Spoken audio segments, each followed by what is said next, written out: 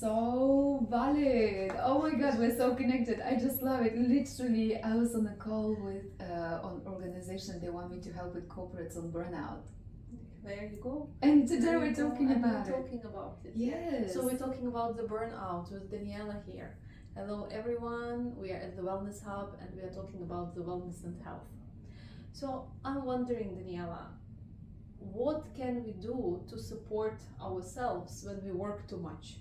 Because here I find, especially where we are in Dubai, many people come to work and work takes over quite a lot.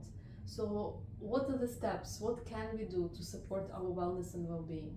Good morning, Dr. Olen. It's always lovely to be here, and very good question, very valid question. In fact, I was approached recently on this topic because we noticed, especially people on very high positions, they seem to go into overdrive. And I've worked with CEOs, I've worked with founders of companies, and what I noticed is they we spend so much time in the mental body that we disconnect from the physical. And that's how disease manifests itself, because when we're disconnected, we also become negligent of our needs. We forget that we are a human being, not a human doing. So if I was to give advice, it would be definitely meditation, right? One of my first tips would be meditate. Even if you sit in silence for 5 minutes a day, meditate. And can it be done in the office, right? Like even Yes. if you are in the office, if you take the time and if you tell yourself and put it on the list of priorities, this is my 5 minutes. I'll close my eyes, I'll connect to the essential oil that we spoke about last time. Yes. I'll connect to some beautiful memory, right? Or I'll just let myself be. Absolutely, exactly. And in fact, this is interesting that you mentioned that. I was working with a client, and he was a CEO of a big company, and there was so much anxiety in the work office, in the environment. So we created that space actually in the office, which was like a meditation corner, where the employees could go. It was in Europe, where the employees could go and just recharge their batteries. We put different crystals. There was a water feature. We added essential oils. So it is so important also for the productivity. You can't feed from an empty vessel. Like you said, even if you just take those 5 minutes to yourself and honor yourself, but very often we feel that we don't deserve it. So that's another topic, right? Another topic, yeah. And I like what Yes. you're saying, because you're describing how we can support ourselves in the work environment, It's so right? important. So like having that connection to your body, coming back into your body through the meditation, or having a special place, the environment that is designated for that, connecting with the earth, connecting with the presence of yourself. Exactly. Right? So what can a person do individually if it's not at work? What can you do just as an individual, personally? Well, the first thing I would suggest is, first of all, many people have coffee on an empty stomach. And My husband. oh yeah, here we go. Exactly, yes. And I think that was my case many years ago, before I understood how the body functions and what is actually good for me. So when you have coffee on an empty stomach, your cortisol levels naturally are at their peak when you wake up. So when you have the coffee on an empty stomach, they become even higher. And that's why most people enter the day with so much anxiety already. So have a coffee after breakfast. If you cannot go without having one, have a coffee after your breakfast. But first, connect to your senses. And another thing that most people do at the moment, sometimes I'm guilty as well, get on the phone instantly. Let me check my emails, my clients. I relate to that. Yes. I relate Yes. to that. Yes. So I've been looking into more Ayurvedic approach, how to get up, and it's so interesting that I discovered a lot of tools. Maybe one day we'll talk about that as well. So don't go on the phone.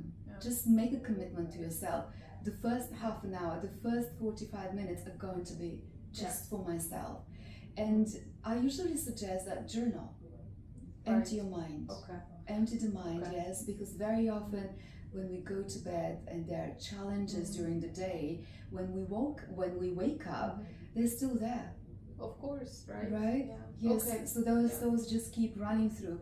So journal as soon as you wake up, when the brain is in theta state, Mm-hmm. Yes. right? You And the understand? theta Yes. state is just when you woke up. You know how we say that the brain is mostly receptive within the last 20 minutes before you go to sleep and within the first 20 minutes when you wake up. So this is the science. Again, no coffee on the empty stomach makes sense to me, simple, right? But it's Yes. very powerful. Yes. Meditation, no technology when you wake up, right? Yes. Using that space, the brain power to just really set intention, to settle yourself, to ground yourself before you're Absolutely. going on with your day. And you know what I also find, Daniela?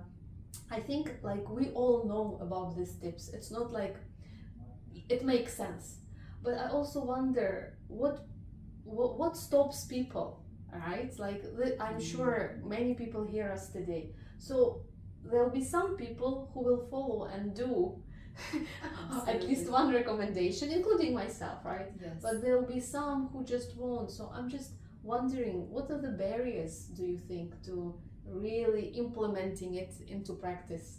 Very good question.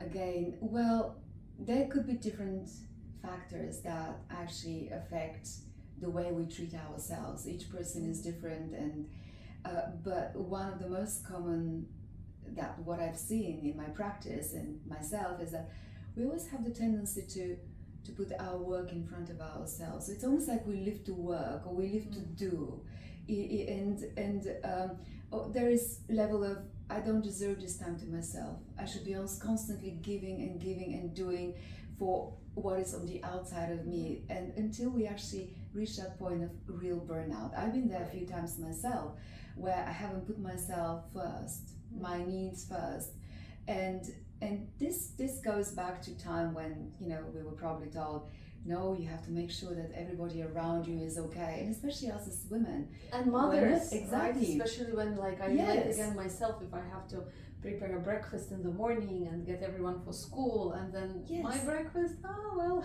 not the priority. Exactly, yeah. The first thing that comes to your mind is, I've got to get the children ready, I've got to make sure my partner is okay, you know, I've got to make sure my Absolutely. clients.